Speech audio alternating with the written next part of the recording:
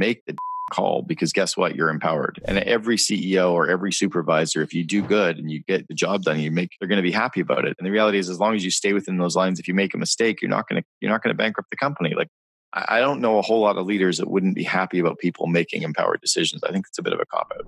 In this episode, we'll be embarking on a journey to unlock the potential of female entrepreneurs, revealing their unique strengths and qualities that have the power to reshape the corporate landscape. We'll shed light on the synergy that emerges when women collaborate and explore how it can truly revolutionize the business and leadership paradigms. Throughout our conversation, we'll touch on several vital subjects that are bound to transform your perspectives on business, leadership, and the role of women in the workforce, such as the strengths of female entrepreneurs, including their remarkable attention to detail and exceptional teamwork skills, the significance of fostering an inclusive and diverse work environment.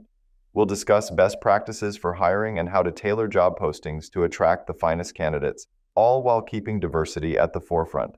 The power of gender-specific marketing strategies and how they can significantly impact your business endeavors, allowing you to tap into new and dynamic audiences. Join us on this illuminating journey as we emphasize the importance of embracing inclusivity and diversity in your company culture. Read Vivid Vision. I'm like, no, actually, not a good book for you. You should all read Meetings Suck, or you could all read Miracle Morning for Entrepreneurs, but Vivid Vision would be a horrible book for employees to read. I love your whole thing on meetings suck. I just love it. It's like, meetings don't suck, you suck. Yeah. And like, it's so simple. I remember when you said it to me, it's like, hey, listen, if the meeting starts at noon, finish the last meeting at 11:45. 55, yeah. So then you got time to walk down the hall, talk to your assistant, get a cup of coffee, go to the bathroom, right? Like, don't be an asshole. It's pretty simple, right? It's pretty simple. I think, I've thought a lot about our discussion. And of course, now living in the world that I live in, I'm inundated with sort of wannabe management coaching guru assholes. Like, there's a million people trying to be you. I mean, you know that, right? And they're terrible. And some of them are even worse than terrible. They're like John Lee Dumas knockoffs, or Gary Vee knockoffs, or Tony Robbins knockoffs. Those are the sad ones, are the ones that are trying to be something they're not authentically. But I'll tell you, one of my clients who I coach, I'm not going to say like the space that I want to protect, but they're one of my clients that I've coached had to fire a general manager, and the general manager was inept, like very inept. Financial issues, taxes not being paid, massive mistakes with the locations. Just like, there's no way that this guy should have been managing what he was managing. They mishired him. They gave him way too much rope. And then 6 months later, they had to fire him. 3 months later, they find out that this guy's now starting to be a management coach, and he's trying to coach smaller entrepreneurial companies with all of these things. I'm like, oh my God, like, you're horrible. Like, it's worse than the blind leading the blind, right? It's just like, it's horrible. It's scary. Yeah. Why is it everybody wants to be a management coach these days as opposed to actually do the work? Doing something? Yeah. I think they think, I don't know. I think they think it's easy, or it's astounding. I mean, first, it shows how big the market is for coaching and for personal development. But yeah, sometimes you got to go just actually do work. So, well, I'm sorry to hear about all that personal stuff, but you look great. You sound great. Thank you. Yeah, feeling good. I'm had a great trip to Ireland this summer with my kids, and business is going really well. Had an amazing 6th time at Burning Man this year. That was great. My event that I just held last week was solid. Everything's just kind of been a good few months that way. What happens at your event? What do you do at the Cameron Herold world? Well, we started the only network of its kind in the world for the second in command. So we started something called the COO Alliance. Yeah. And there's all of these events for entrepreneurs where you've got YPO and EO and Vistage and Genius Network and Baby Bathwater and all these amazing events for entrepreneurs to go to. And then there were these events for marketers and lawyers and engineers, but there was nowhere for the true second in command. And so we started this event called the COO Alliance. And now we've got second in commands from 3 countries that come in and participate, and they share information and resources with each other. They mastermind together. And it's all, how do they grow themselves into be a stronger COO, and also how do they grow their company. Totally different personality profiles too. They're just very different characters. Like, you tell a group of COOs, okay, we're starting back up at 10:30. They're all sitting in their seats at 10:28. Whereas you tell a group of entrepreneurs, right? Yeah, I'll be there. I'm coming. I told you I'm coming. I'm like, dude, it's 15 minutes late already. Like, what are you doing? I love that. That's so classic. And am I wrong? I mean, I'm not an expert in this area, but it doesn't seem like there's a lot of COO things. If I'm a COO, there aren't a lot of things I can go to. And yeah, there was nowhere for them to go. There was nothing for them to really, other than the maybe leadership books or leadership content. They would go to these entrepreneur conferences. They would often show up at the entrepreneur events, but they just didn't quite fit in. And so that's why we wanted to give them their own space. In fact, I even started a podcast around 6 months ago called the Second in Command podcast, which is only, we're trying to get the chief behind the chief. You know, everyone interviews the CEO. Everyone, wants Jesse Itzler's story. I want his COOs. Everyone wants the CEO of Facebook. I want the COOs. I want to know the rest of the story. And both sides are true. But it's like if you asked a husband, how did you raise your family? He'd have a very true story. If you asked his partner, how did you grow? She'd have a very true story. Both of them are true, but both have very different perspectives. So I want to share that information and insights with the COOs as well. I'm not trying to do what you do. I'm not trying to be a podcaster. I'm trying to deliver great value. I think that was a great insult. I'm not trying to do what you do. I'm trying to deliver value. No. I mean, like, I don't want to be like a professional in the space where this is my whole zone, because I'm not good at it. Like, I don't know how to have the interaction and like, even the fact that we're just sitting here chatting and it's all being recorded is, I'm like, God, it's so natural and simple. Whereas I don't know, formulaic and kind of COO. Well, I think it's great that you started a COO podcast. And the other thing is, you've pulled a niche down, right? I mean, there was a giant, you think about any C-level executive and there's a bunch of shit for them, right? There's a ton of HR shit, and a ton of CMO shit, and a ton of CEO shit, and a ton of CFO shit, et cetera, et cetera. And it's sort of crazy there wasn't a ton of COO. Well, and again, yeah, the COOs tended to migrate towards the entrepreneurial systems and thinking. But I'll give you an example, a really good example. If you read the book Good to Great, it's amazing. It's really, really strong at these strategic 30,000 foot ideas that you really need to grow a great company, like getting the right people on the bus, the wrong people off the bus, everyone in the right seats, or the hedgehog concept, or level 5 leadership. But he doesn't teach us how to do it. He doesn't teach how to get the right people on the bus. He doesn't teach how to get the wrong people off the bus. He doesn't teach how to get the right. And the COOs want to know how. The entrepreneur's like, yeah, that's right. Bring all the right people in. Well, how do you do that? Like, what's your recruiting strategy? What's your interviewing, methodology? What's your reference check process? How do you actually onboard them? How do you train them? How do you build culture? How do you ensure that they're growing their leadership skills? And the CEO's like, I don't care. Yeah. Just level 5 leadership. I'm like, what the hell does that mean? So there's a really good zone for the entrepreneurs to know what needs to get done. And then the second in commands need to know how to do it. And I think that was the bridge. And I didn't even realize I was doing a lot of that. I used to coach a lot of CEOs. Now I coach a lot of their COOs. So I try to get the CEO to know that the company needs to grow, but the person that should have the skills is actually their second in command, more so than the entrepreneur. One of the big things I love about you is, on one hand, you're sort of very common thinking, but at the same time, your common sense that's uncommon. So I follow a lot of the grandmotherisms of business, I call them. And then I also, you see the fly trying to get out the window. It keeps banging on the window and it's going to try harder and harder. And then it ends up dead sitting on the window ledge. I see every business person out there trying so hard. And I'm like, but there's a door. It's right here. It's open. Just turn and fly out the door. And I just wish they would use the cheat sheets, the simple little cheat sheets. And why would you try so hard when there's a system already in place? So I try to give them those little cheat sheets because I don't want them banging their head on the window forever. So all of my stuff tends to be very simple to execute, partially because I'm simple. I grew up in Northern Ontario in Canada, and I had a 63% average in high school and the same in college. I can't. At least you went to college.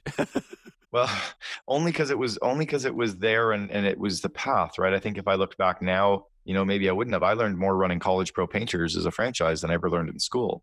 But yeah, so I just see the simple solution. So that's just what I try to run with. I don't overcomplicate it. I don't understand complicated. I love the way you think. And I'll tell you, there's one big thing that you taught me last time we were together that has stayed with me. There's this mantra in Silicon Valley that says, we only hire A players. I had bought it hook, line, and sinker. and I repeated it many times and so forth and so on. And you said to me, that's absolutely bullshit. You can't have a company full of A players. Yeah, it's interesting. I forgot I told you that. But yeah, you can't get a company full of A players because you've got your A players are your racehorses, your B players are the workhorses. And I said the other day at a veterinary conference, the C players should go to the glue factory. And they're like, I'm like, I'm serious. It's impossible to have a complete fleet of A's. You actually need a bunch of people that are going to grunt out the work and work super hard. And, they can't possibly be magically inspired, right? But they need to be really good and be a part of the culture and fit. So I just think you need to be real honest with yourself. And I don't know what maybe a sports analogy might be, but I guess it's like baseball. You just need a bunch of really good, solid singles and doubles, and you'll win the game. You don't need everybody hitting home runs. And so when I'm recruiting or when I'm building my company, how do I think about sort of racehorse versus workhorse? I think it's based on, for the money that you're willing to pay, what results do you need out of that person that you're hiring for? And have they done it before? So the key is, have they actually done what you need them to do? I think more often than not, we hire people that know how to do something, but like, I know how to win a gold medal. I know how to break an Olympic record. I know how to break a world record, but I've never done any of it. Would you rather have someone who's broken world records or someone who knows how to do it? You know, I know how to run a 2-hour marathon, but there's a guy the other day that just ran one in 2 hours and 39 minutes. 2 hours, 1 minute and 39 seconds. Like, I think I'd rather have that guy than me. I know how to do it, but he can beat me by 2 hours. Well, I've run one marathon and it was 4 hours and something, plus or minus 4.5 hours. I can't remember exactly. And that was near impossible. That was freaking hard, man. I did the Portland Marathon, same rough time. It's hard. Like, it's really hard. Yeah, but now you know how to run a 2-hour marathon, right? Just run a bunch of 440s, great, and land on your toes. I don't know shit. Yeah, sure. I just need to rewire my entire body, 195 pound, 6-foot body. or use a bicycle. Yeah, exactly. Or have you heard of these things? They're called the Santa Cruz One Wheel. It's like a skateboard with this giant. Have you seen it? With this giant. They're great. It's sort of where the. It's like a Segway that. Yeah, exactly. Small. Yeah, they're awesome. Maybe if I had one of those going. Yeah, we could do it. But that's the same as a company. Like, is it possible to have a whole bunch of marathoners? No, but you can have a few marathoners, and you can have a bunch of people that run 10Ks, and you can have a bunch of people that are at least not sitting on their couch smoking all day. I think a lot of companies have a lot of the very C players, and they might think they're Bs, but if they really sat down over a beer with me, I could probably show them that they're not Bs. And do you ever want a C player? I wouldn't. They're going to the glue factory. Yeah, or government's always hiring, right? Like, the government loves C players because they can manage everybody else. And am I wrong? Or is this to make me a terrible person? But most C players don't really have any ambition. Yeah, I think that's a key trait to be looking for. The real self-driven people, the people that wake up in the morning wanting to learn, the people that wake up in the morning wanting to work hard, the people that are wanting to train either in their personal lives or business. Those self-driven people are going to be working harder in your company. I even had Fortune magazine ask me, I think it was 2003 or 2004, it was Fortune Small Business, and they said, how do you motivate your employees? And I said, I don't motivate employees. I hire motivated people, and then I show them where we're going, and I get out of their way, and I remove obstacles. It's just a lot easier to have those motivated B or C or A players who you point the direction with that vivid vision or the goals or the core purpose, and they understand and they just drive towards it. And then you help support them, you help align them, you help remove obstacles, versus trying to manage and hold accountable people and make them do stuff. Like, what's the point of that? Do you think you can motivate anybody? No, not at all. I think you can inspire, but I think somebody wakes up in the morning motivated. You know, it's funny, years ago, my ex-wife said something about, I'm super excited going off to work today. She's like, oh, you're so lucky that you love what you do.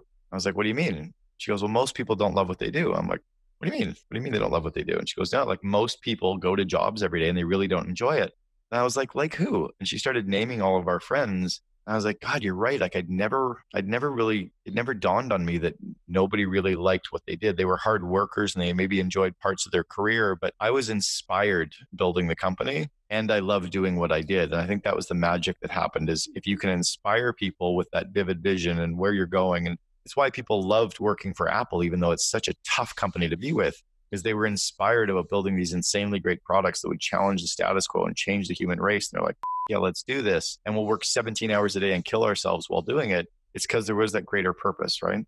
So you can plug a motivated person into that. If I have a what, I can handle any why, or there's some expression like that. If I have a why, I can handle any what. Yeah.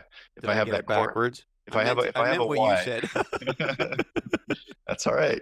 If you know what your core purpose is, then it makes it easy. I use the analogy, I used it this morning, of the 3 guys that are making bricks. And they asked the first guy, what are you doing? He said, I'm making bricks. He said, the second guy, what are you doing? He goes, I'm making a wall and I'm building the bricks to make a wall. And they asked the third guy, what are you doing? He goes, well, I'm building a cathedral to worship God. And I'm actually making the left wall of the cathedral. And I get to build or make the bricks that'll build the left wall of the cathedral.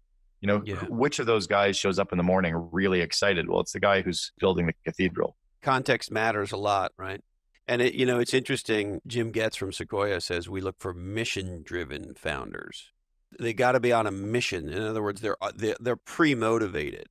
Well, yeah, it's interesting. I don't know if you watched the Elon Musk interview on Joe Rogan the other day, but I've known Elon for a long time, and not super well, but enough that I've had a number of conversations with him one-on-one. It really floored me as to what his real mission was with Tesla. Like, I didn't realize the depth of his pain about the carbon monoxide that we're putting out into the world with gas vehicles, and how it's kind of like a course that we shouldn't be on. And he's really, really worried about it in a very deep personal way, that the electric vehicle is really the big cure to this potential disaster facing human race. And I'm like, that is different from wanting to build a cool car company. Fascinating dude. For sure. And I also thought I thought the media got it all wrong about that. He got a lot of heat, I'm sure you saw, for smoking pot and drinking scotch. Give me a break. Like, well, yeah, I mean, drinking scotch, get way over it. And the fact that like pot is legal in California, he took a drag off it. The guy's not sitting doing drugs every day trying to run a company. Like, oh, yeah, get over it for sure. Well, yeah, and my whole big point was, don't expect a dude who's an outlier amongst outliers not to do outlier. That's why we like him. That's why we admire him. He's he's trying to tunnels under LA and build developments on Mars, for sakes. This guy is a guy who's out there, way out there. And so he's also going to tell the truth. He's also going to tell the truth. Well, that was something I really respect, is like, they asked Bill Clinton, have you smoked marijuana? Yes, but I didn't inhale. And we're like, bullshit. And they ask Obama, on this, and they're in the same party, right? They're both Democrats. They ask Obama, did you smoke marijuana? He goes, yes. Did you inhale? And he goes, well, that's the point. Like, of course I inhaled. Of course I inhaled. Right? So like, how are we, and it's going to be legal. I mean, get over it, people. And the other thing is, like, that was 2 hours and 15 minutes into one of the most brilliant insights into one of the most brilliant thinkers of our time. And that's what they focused on. I mean, my God, this guy went into areas that were some pretty spectacular thought concepts.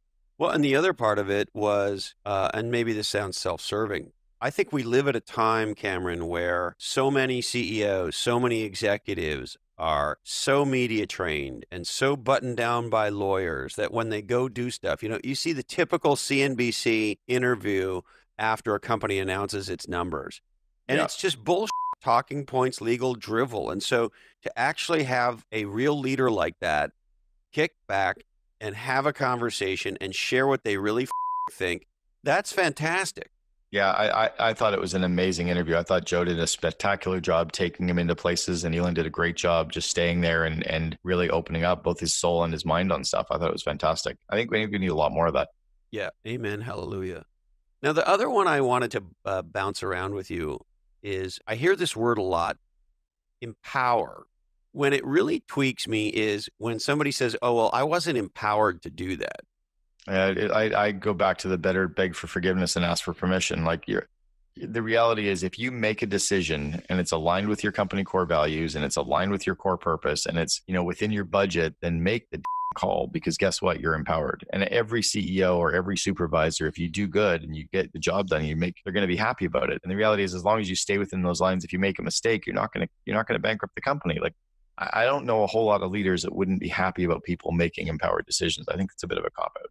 Well, and I sort of view it a little bit along the motivation line that we were just on, which is you either empower yourself or you don't. Yeah. How can I empower you? You can find something I say empowering. I get that. And that's, to me, along the same lines of inspiring. But I got to empower my own ass ultimately. Maybe there's a cultural shift that can happen with some of those companies. Again, I think there is the truth that there's an awful lot of companies out there that are horribly average. And I talked to a CEO the other day in Montreal, Canada, and she said something about, it's a tough job market to find great employees. And I went, actually, no, it's a really easy market to find great employees. The problem is great employees won't work for average companies.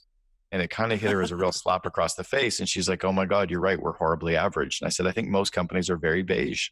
So I think there probably is a huge absence of companies that are truly empowering people or are providing great cultures or are hiring A players. I think we tend to hear from a lot of the great companies. In Canada, there's 1.46 million companies. When we were building 1-800-GOT-JUNK, we ranked as the number 2 company in the country to work for.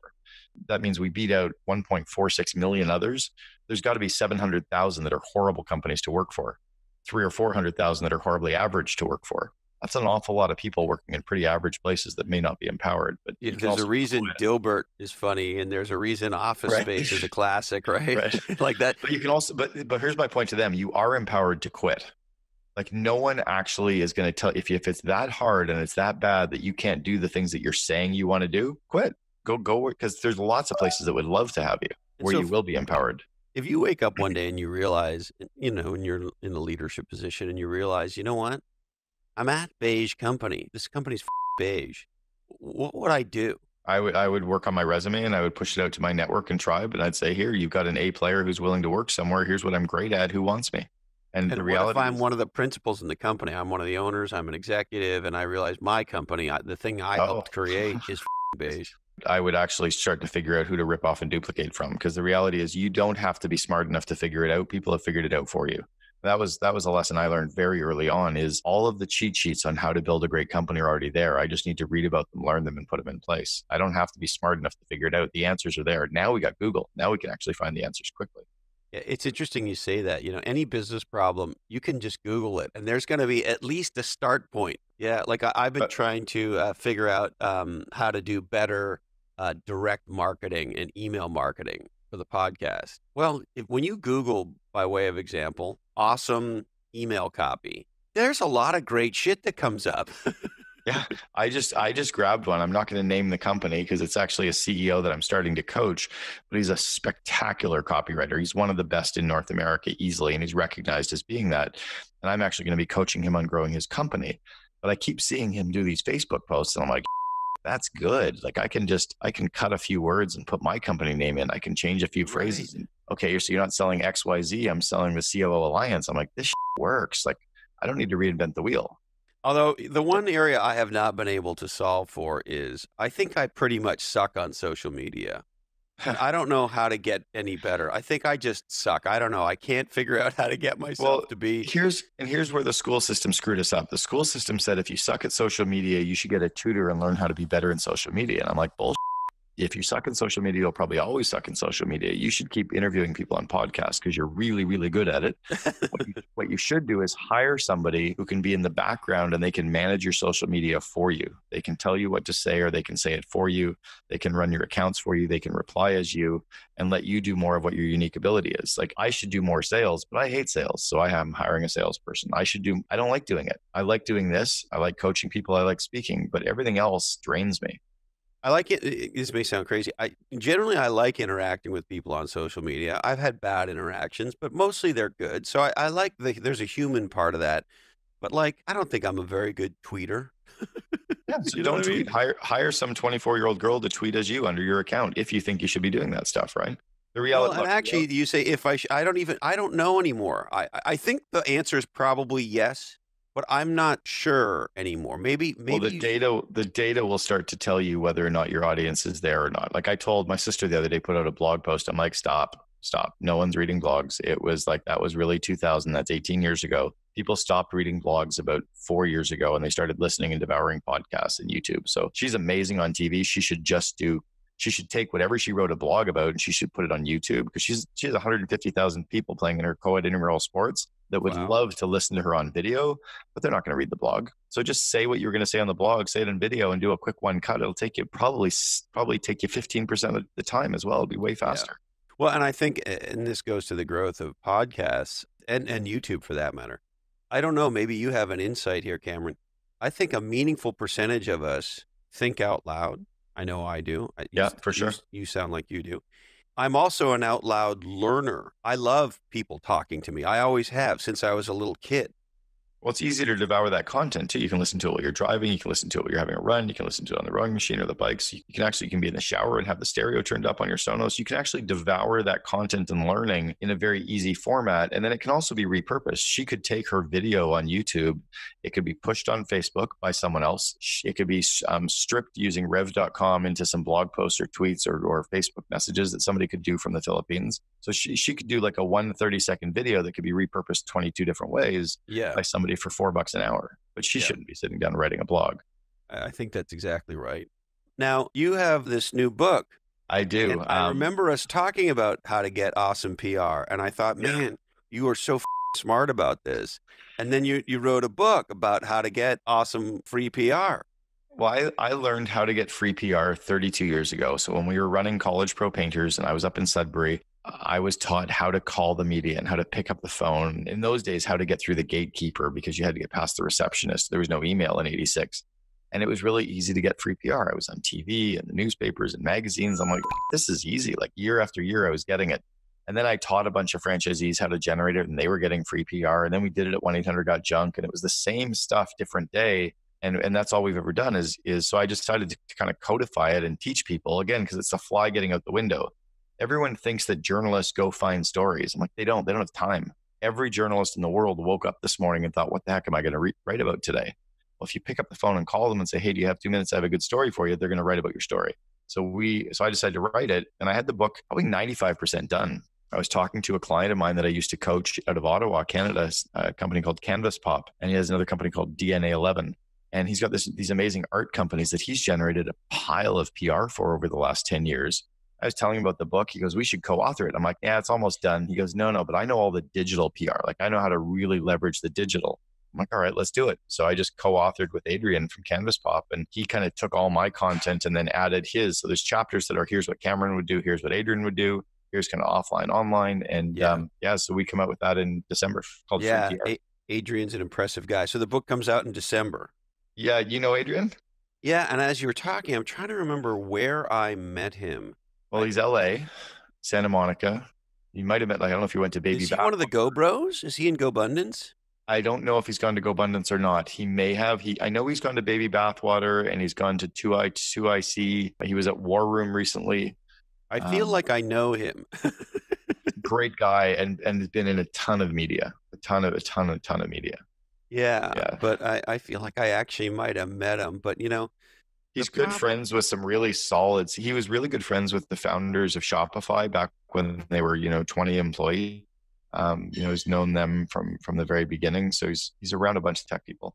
He's seems like a very impressive guy. It says he lives in Ottawa, Canada now. Yeah, he's Ottawa. LinkedIn profile.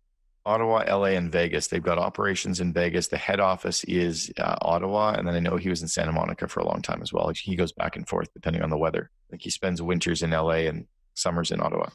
Although, I don't know, I got to a place in my life where I didn't want to have multiple homes anymore. Yeah, I'm getting there too. It's just like you get to a place in your life where it's like just simple. Yeah. You live in one of the most beautiful cities in the world. Yeah, it's beautiful. I'm sitting here looking out at the mountains and the ocean in downtown right now from my living room, and it's pretty spectacular. I'll tell you, if it weren't for the rain, you guys get a lot of rain in Vancouver, right? A little bit. Yeah. Maybe we'll bottle it and sell it to California. We're gonna need it. We had Paul Holland on the podcast, the genius VC from Foundation Capital, and he built what at the time was the greenest house in America. And he's educated on all of these environmental things. And he thinks that in our lifetime, the Sierras are essentially not going to be a good source of water for California anymore. For sure. I think it's really going to happen in our lifetime? Yeah, I think it will. I actually had a discussion with the governor of Arizona read about me in Forbes magazine 2 years ago in the print edition and asked me to come in and talk to him about vision. So I talked to Doug Ducey. He was the founder of Cold Stone Creamery. He's now the governor of Arizona. At the end of an hour talking about vision, I said, I need to ask you about something. I said, I feel like it's the emperor has no clothes and no one is talking about this issue, but all of the water was put underground and in the aquifers over millions of years, and we drank it in 100. So we can't say that we're going to replenish it with a big rain in the Sierra Nevadas or a big rain in Colorado. Like it can't rain enough to replenish what we're doing. And we're not supposed to live here. It's a desert. I'm sorry, but Nevada and Arizona and New Mexico and much of Texas and California, we're not supposed to be living here. And sure, we could drink that water. Snakes, right? Well, it's desert, man. Like these trees and palm trees and like it's not real. So it's not sustainable. And at some point we got to bring the water in from the ocean and desalinate. And they're doing it in the Middle East. They're doing it all over Bahrain and Saudi and Dubai and Qatar. It's all desalinated water. But if we don't start that, let's say Arizona's like, oh, California wants the water off the Colorado River, so we lose 50% of our water supply. We're screwed. And we can't say, well, we'll start desalination. It's going to take you 7 years to build the plants. Like, we need to be doing this now before we need it. And no one's having the discussion. And I kind of feel a little bit like Elon going, like, playing a very, very dangerous game. Well, and here's the one I don't understand about California. It drives me nuts. So there's all these government incentives in place for solar. There's zero government incentives, at least last time I checked, for water capture. I don't know why it isn't law now in California that if you're going to build a new office building or you're going to build a new home, you got to do rain capture. I don't get that. Like, there's a lot of water comes from the sky. We don't get enough of it, but at least we get some of it. And then the other thing is, we've had him on twice now, Jeff Denham. He's a Patagonia-sponsored surfer turned entrepreneur, and he's trying to solve the problem of all the toxic that firefighters use for these giant fires that we have. But I didn't know this. The junk that comes out of, they call it Class A foam. Okay, it's all toxic. And so when they drop this stuff on a forest fire, after the forest fire is done, the entire area is essentially a toxic waste dump. Yeah, well, that's all we're doing. Like, we're literally destroying the world. And it's really just, think about the Mayans who all of a sudden disappeared and you wonder why. Well, that's what we're doing to ourselves. I'm frustrated because I grew up in a family where 60 years ago, because it was in the 60s, 50 years ago, my grandfather won the Conservationist of the Year in Canada, and he was restocking lakes. But I remember in the early 70s, him talking about the glacial melt in the Arctic, so up in the north. And he honeymooned there in the 40s. And he was talking, he's been around the Eskimos forever. I've got soapstone carvings all over my place from the Northwest Territories 50, 60 years ago. He's been talking about the glacial melt in the Arctic for 50 years now. And he's like, no one is listening. And that was in the 70s. He died 10 years ago. He would be so upset to see what's happening where we just keep ignoring the reality. Now, whether this is caused by man or is just a cycle we're going through, it doesn't freaking matter because, the Sierras aren't going to provide the runoff water we need. We have to get ahead of the curve. It's going to be a massive issue in China. It's going to be a massive issue in India. It's going to be a massive issue in places in the U.S. Well, and the weather's gone mental. We didn't have these insane hurricanes like we have now. That's a new thing. I'm not sure on the data on that, whether we have more or whether the news just likes the it bleeds, it leads, and they're telling us more about it. We didn't have social media to hear about it all. So, we didn't read about it in the New York Times didn't cover every hurricane, but now we see it on Facebook, every hurricane. So I think we may see more of the world news than we used to see. I don't know, but I've read the frequency is definitely up and the severity is up. That's what I've read. Well, but and to your point on the media, did you see this thing? It was a picture of Anderson Cooper. Yeah, where he's up to his waist, but the camera guy's up to his knees. And there's only, 8 feet between them or whatever it is. Yeah. It's like, are you kneeling down? Like, what are you doing? Like, that drives me crazy. Well, thankfully, all of that stuff is being called out now. And we're actually being shown that the media is being manipulated by both parties, by all fronts, right? And thankfully, I think I heard this at the TED conference years ago, was that social media is becoming our social consciousness and the truth is being shared. And we don't need the media to now show us the truth. So, we're seeing those photos and we're like, oh, so now I think there's going to be a calling where there's a higher standard. It's like guys in the Me Too movement are going to have a higher standard and the media are being called to a higher standard. And I think it's good. Why do you have to do that? This hurricane was a big tragedy. Well, because it's not that big a tragedy. I think in some ways, people died and right? I mean, homes got destroyed. And how many just died though in the Carolinas? Like 16? There's probably 16 people died in the Carolinas last week of the flu. 16 people probably died the week before when it was sunny. Like the 16 people probably always die. It wasn't like a disaster, like crushed some of these other places where people are just getting creamed. It wasn't a Sharknado. No, but it was also like, what did they say? It came in as a typhoon, not like level 5 hurricane, level 4 hurricane. Oops, it's a level 3 hurricane. It still might hurt millions of people. It's a level 2 hurricane. Oh, it's not even a hurricane anymore. It's like the news is starving for viewers and starving for advertising, and they're creating it. And they're getting called out, aren't we? We're constantly freaked out. Yeah, I don't watch a lot or read a lot anymore just because of that. I don't need that dopamine rush. I got enough in my life going on to sit and read about stuff. Like, it really doesn't impact my life if Carolina has a hurricane. Like, I'd like to know if one's coming to Vancouver, but I don't need to know if one's happening in Japan or, if an earthquake happened in Indonesia, unless I'm going. What do I care? Well, in my case, I care because I've been to most of those places. I've been there too. Like, I spent 7 weeks in Indonesia, but if I'm not there now, I don't care if there's an earthquake tomorrow. I don't have any friends care there. About the people there. Yeah, but like, I can't do anything about them. So I just don't need to read about. I know. I'd rather check and send it to Doctors Without Borders. Right. I want to know the good stuff that's happening. Can somebody please actually give me the good news out of Indonesia and the good news in Japan and the good news? Like, I'd rather send checks to the people doing the good stuff and help them 364 days of the year than wait for the one bad tragedy to jump all over. Good news doesn't sell, and we're Exactly. We're like, the clickbait is unbelievable today, isn't it? Oh, you know what the clickbait's driving me now is the when you're on a site and it shows they released the video and then and it's a picture with like the YouTube little arrow and you go to click on it and it's a photo. I'm like, you bastards, you did it to me again. Yeah, then you got to go like two websites deep to get to the video. To it. That's really starting to get to me is when they're faking me out with those. Speaking of stupid things on Twitter, every once in a while I'll just tweet out, "This is clickbait for my podcast." That's awesome. I wonder if people click on it. They probably get like, this is clickbait. Like, and now I want to start trying stuff like naked ladies, boom, burning cars, boom. Like, just awesome. I don't know what the I don't know what else to do. Yeah, this is not a picture of naked ladies. Click here. This is not a picture of death. Yeah, or this is naked ladies. I don't know, one or the other. Right, one of the two. Yeah. So if I want to start getting free PR, what should what if I said, hey, I want to start a new PR program tomorrow? What do I do? Well, one is to realize that all of the media is created, that there's no such thing as investigative journalism. They can't afford to go out and find a story.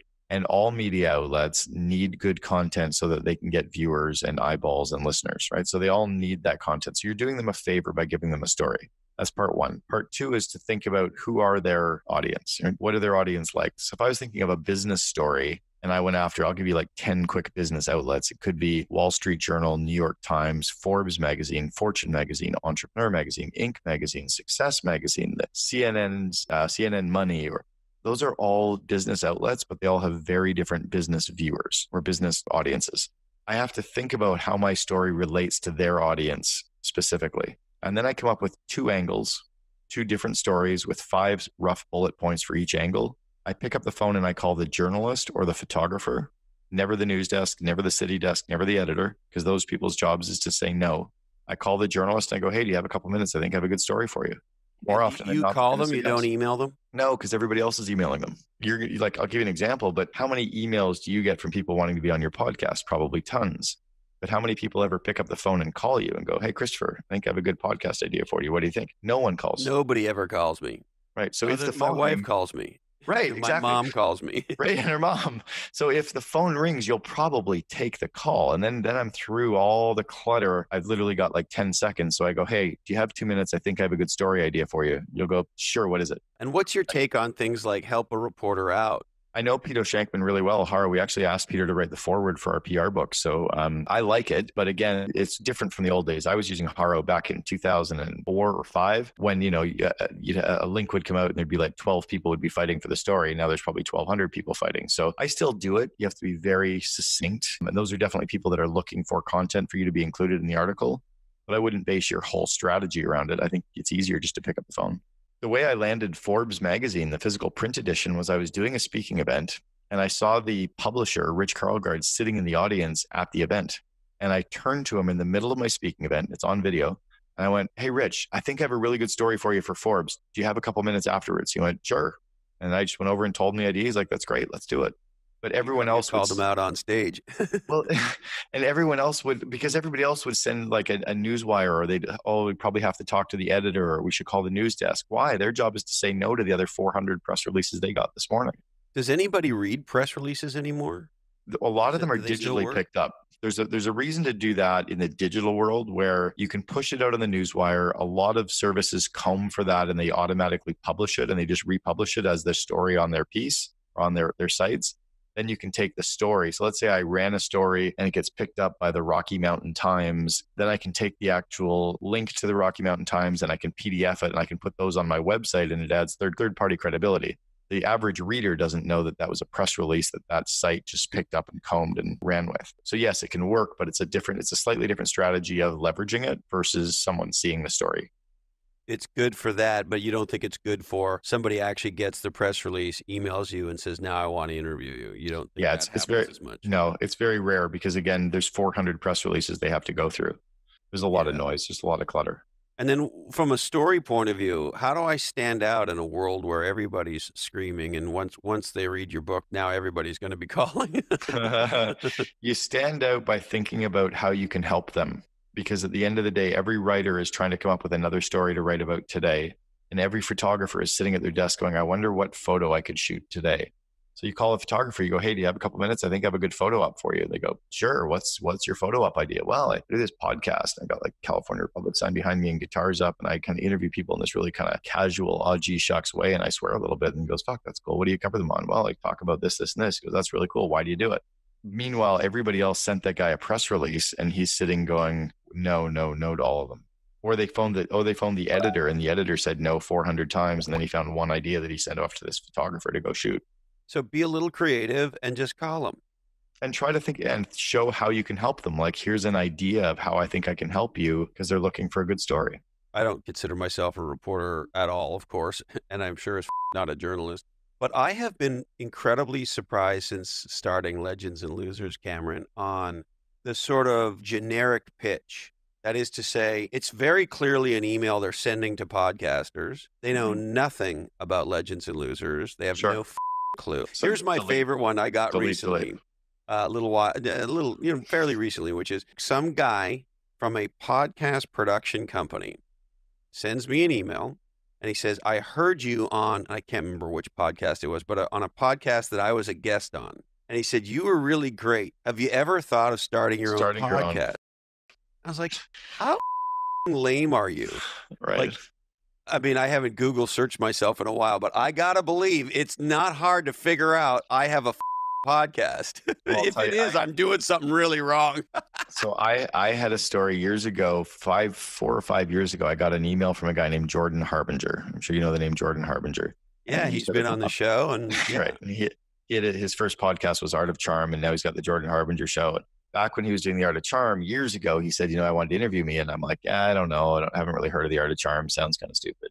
I said, no. And then about 6 months later, I'm sitting at a conference and he's teaching people how to get on podcasts. And I was like, how do you know if it's the right podcast to be on or not? And he goes, you need to go to their website. You need to listen to some of their podcasts. He goes, as an example, years ago, I asked this guy to be on my podcast and he said no. And he didn't realize how big it was. I'm like, oh, was that me? He goes, yes, Cameron, that was you. I'm like, so yeah, do your homework, right? You need to know your audience. And then if you know the audience and you think about how can I help that news, the writer or the photographer or the podcaster or journalist, how can I help them with another idea? They'll give you the time because you at least understand them and their show and how their idea is going to be a good story. Correct me if I'm wrong, but you're not necessarily the largest advocate of PR firms and hiring PR firms. I'm not an advocate of PR firms at all. And I have some really close friends that own PR firms. I've got some close friends that helped me build the PR team at 1-800-GOT-JUNK and spun off their own PR firms. I get the game. Like a PR firm, you hire them for $6,000 a month and they give you one person for a day and a half a week. So for $5,000 a month, for $4,500 a month, I could have a full-time person 5 days a week. And I could teach them. And they all tell you about its relationships. Well, after you get through 5 or 6 stories, you don't have that many good relationships anymore. It's about cold calling. It is about cold calling, isn't it? All it is, man. They just play the game. And I remember you saying this to me last time, and it really rattled around in my head. You hire salespeople, not marketing people.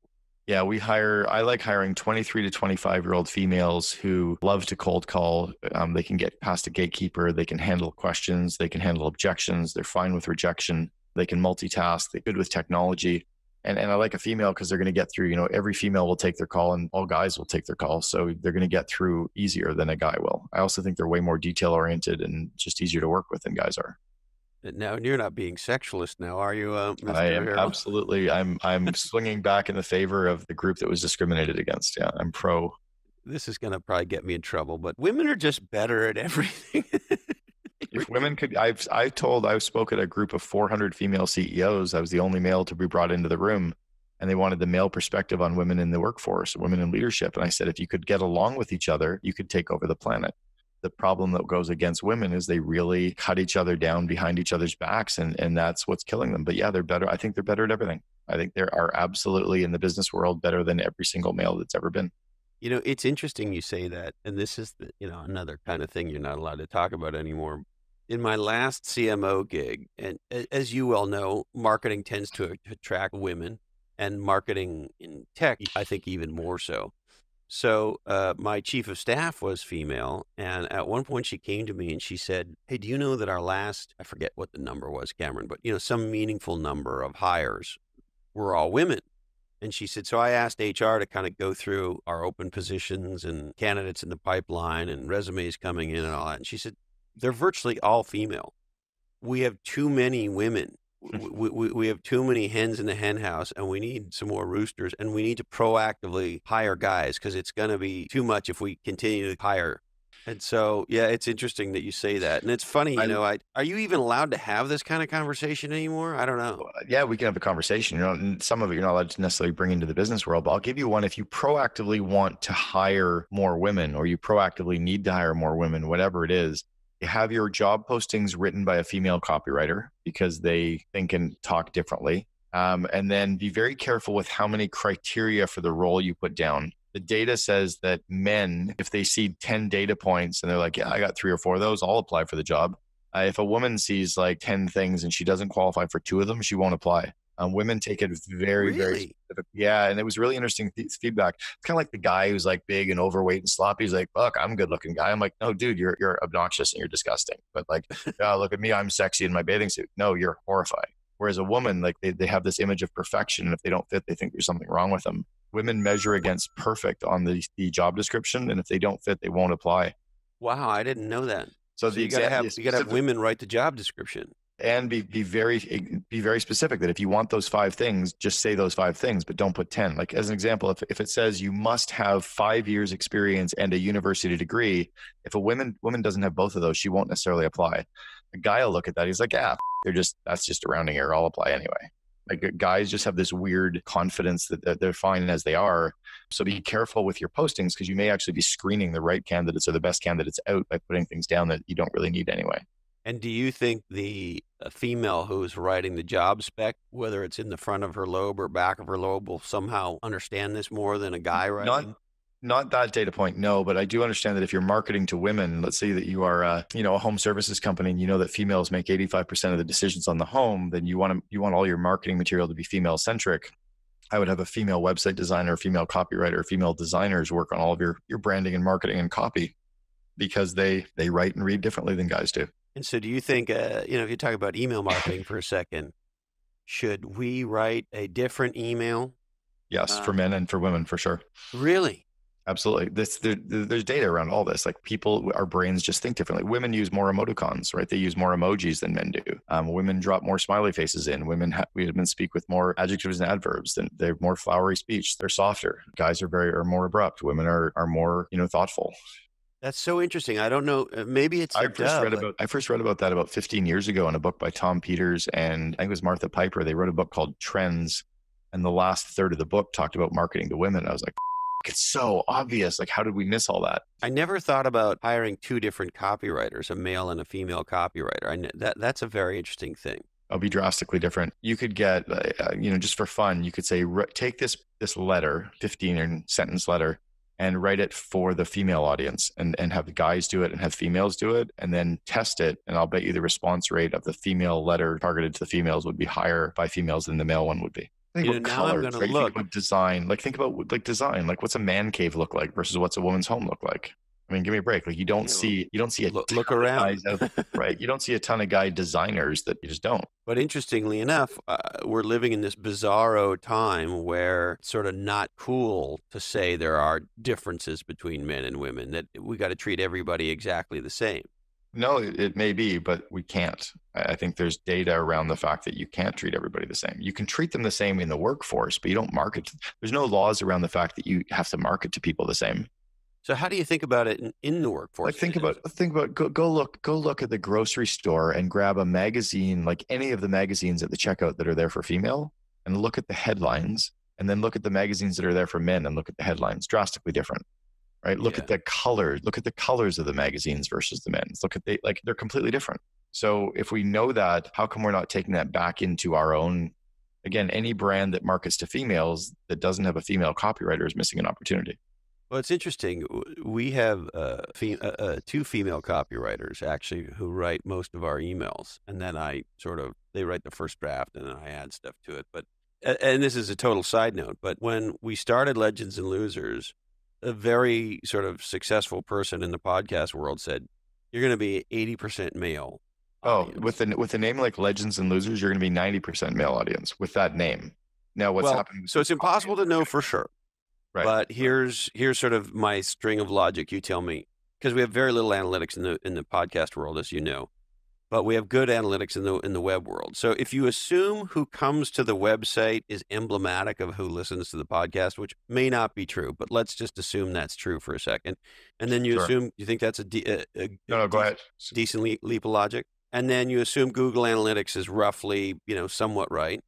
We are like 46 or 48% of the visitors to legendsandlosers.com, according to Google Analytics, are female. Okay. So I was going just off the name itself, not off of then what your copy and your marketing and what's the rest of it. So you think our name is too male? Well, you think about Legends and Losers, that's a very male strong, that's like both of those aren't terms that females would probably use. So what should we rename the podcast? I would ask a bunch of women what they think it might be, but women wouldn't use the name loser. It's too harsh for them. It's just not empathetic enough. And legends, they might say legendary. It would be a softer term than two very strong male terms. But interestingly enough, at least half of the women on the website, or half the visitors on the website, are women. Right. And is that because of the marketing copy, or is it the SEO strategy? What's bringing them there? I think it's because our logo is pink. Oh, there you go. Maybe I don't know. And my new book is pink. I've always liked pink and black, though. They're very punk rock, right? And I say, yeah. So how do I? Okay, that's good from a marketing point of view. How do I think about this from a culture point of view? If I want to have, a culture that's inclusive, but I don't want to be too male and I don't want to be too female, how do I get this right inside the company? I would ask your team. Ask them what they see. Ask them what's missing. Ask them what they think can happen. They're going to have the better ideas than I would, because I've never walked in the door, and probably more than you would, because you can't, we often can't see the forest for the trees. And do you think, this may be obvious, but half the management team is female, and that takes care of it? No, I don't think so at all. I think it comes down to just asking what's missing. It might be, more open door policy. It might be hiring. It might be different hours. It might be better maternity leave. It might be, or it might be absolutely perfect as it is. They might go, God, we love you because you just call it like it is and you say it like it is and you're respectful, and we don't second guess you because we always know what you're saying because you don't sugarcoat anything. So you need to really dig into it if you want to understand it. Yeah, like I did a speaking event 2 days ago in Montreal, and about 250 people. And I was really tired. When I'm tired, I swear more. And in the morning part of the session, I swore 6 or 8 times. I said the F word 6 or 8 times. And I had a woman on the evaluation afterwards. She goes, "I love that you swore. It make you more real, and I didn't think you were sugarcoating anything." I was like, "Yeah, that's great." But then there's other guys that are like real aggressive with it, and it's coming off in the wrong way, and that's not what they're like. Well, it's like a lot of things, right? It's context. I think you humanize the workplace by just being human. Like, it's not a male or female thing either. It's just about being, living our core values and waking up in the morning and treating people nicely. And I kind of use the God and grandmother rule. Like, how would my grandmother feel about what I was doing? She'd be like, "You shouldn't swear, but it's funny." What's the God part? Yeah, I don't really believe in God as much anymore. So unfortunately, I'm sure when I'm dying, I'll be like praying to God. But I think I'm more believing in a higher power of some sort, and that we're all here with some connected purpose. And you are, or you're not? I'm not a big, I grew up in the Catholic Church, and I think it kind of tainted me against God a little bit right now. This is probably going to get me in a lot of trouble too, but I think it bridges back to some of the culture stuff we're talking about. I look at the Catholic Church, and you just think about this mess, this horrible mess, right? And huge. All these, and it's not just in one city. It's like, it's everywhere. I'm like, what the hell is this like some sick child cult? Like, it's disgusting. I actually think it's obvious what the problem is. I think it's really obvious. And I think the answer is as obvious as the nose on your face. I think it's this simple. I think when you ask people to be celibate, it them up. And then you put a celibate person in a position of control and power, and that human drive is so strong, it's going to pervert itself. That's, where does the word pervert come from? A perversion, right? And if you think about it, why do you and I exist? You and I are here because our ancestors were good at 3 things: farming, fighting, and No, really. You go back throughout human time, Darwin, all that stuff. Our ancestors were good at making sure they had food, good at making sure they were protected, and good at making sure they made other people, right? Yeah. That's why our DNA exists and some others don't.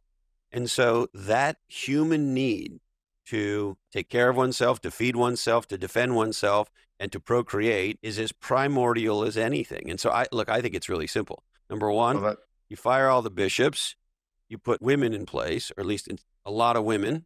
You have women priests, and everybody's allowed to marry. I don't know that it solves all the problems, but I think it solves a lot of them.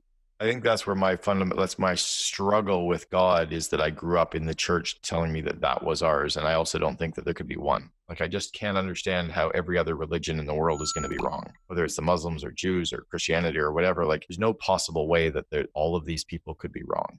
It just doesn't make any sense to me. So it also doesn't make any sense to me that, like, if you believe in any kind of a higher power, like this bullshit about, like, oh, well, if you don't believe in this specific version of the religion, you don't get into heaven. Wrong. Yeah, that's just so I kind of think we're more in a simulation than there's a God at this point. If I got to believe in something, but I'll believe. So you think we're in the Matrix? No, I don't know. Like, I'm just kidding, but, like, you know what I mean? Like, I don't know. So I just think we got to hold hands when we cross the street and be good to each other. And that's why it's so easy to build great companies, is you can do that. There's no magic in being a good person and hiring great people and creating a great work environment. It's just like, don't be an asshole. And in some ways, I think, and it may also get me in trouble, but religion exists in some ways to teach people not to be assholes, right? Yeah, and we don't really need to be taught that. It's kind of like we can do that. We also don't need government to tell us how to take care of employees. We can do that because of greed. Like, the fact that I want a lot more profit means I'll take care of my people, because then they won't quit, and then I can recruit more. And, like, if I create a great work environment, then everybody will be happy and I can make more money. I don't need labor laws to tell me that. Well, and there's also, of course, we're all motivated by multiple things. Finance is a big one, but many of us, in addition to wanting to be financially successful, have a quote unquote psychic reward, right? We want to feel like we're doing good work. We want to feel like we're solving important problems. We want to feel like we're treating each other well. You know, we don't want to live in a world where we're to each other. Being feels like there's nobody that feels good doing. That's why Burning Man feels so great, is you just show up there and people are actually nice. And I realize, God, for the most part, back in the default world, everybody's actually really nice too. We just need to put ourselves out there more and trust that, because the more that I act like Burning Man when I'm back in the default world, everything's just better. The default world? What's the default world? Well, that's what we call it. It's like the real world. It's like the rest of the world. It's where we default. We kind of fall back to this place. At Burning Man, when somebody's walking down the street, you invite them in for a drink. We wouldn't ever do that here, but why not? What if we meet somebody really cool and interesting? Like, I'm having a drink by myself. Why not invite some stranger over to have a drink? And you don't wait for the good looking girl. You just invite anybody over, because it's humanity.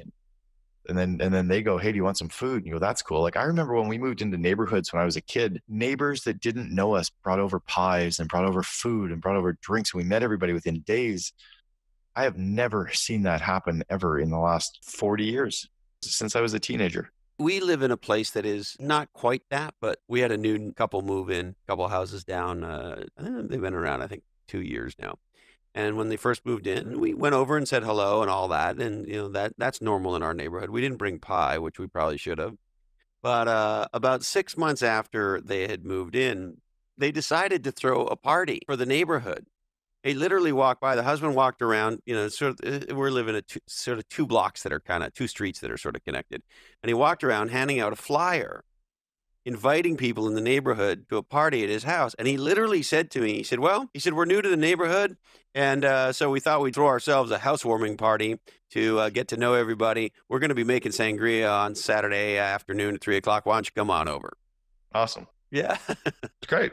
It's great. That's what human beings need to do, right?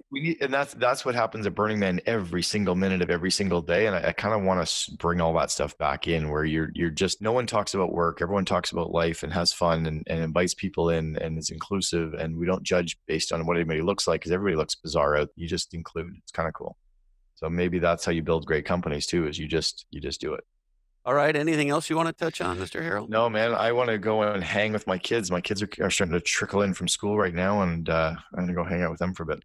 All right, Cameron. You're a rock star. Congratulations on the new book. And thank you. I appreciate it, Christopher. I'll look forward to chatting with you soon, brother. All right, man. Take care. Have a great week. You too. See you, buddy. Bye-bye. I have to ask myself, do I do the work myself or do I delegate it to my team? But my personality is, if I have to do the work, I want to make sure there's enough notes that I can pass it and coach to someone, and they can do it to the next person. That's kind of the approach we're at right now, where it's like, okay, I'm going to take the lessons that I'm learning from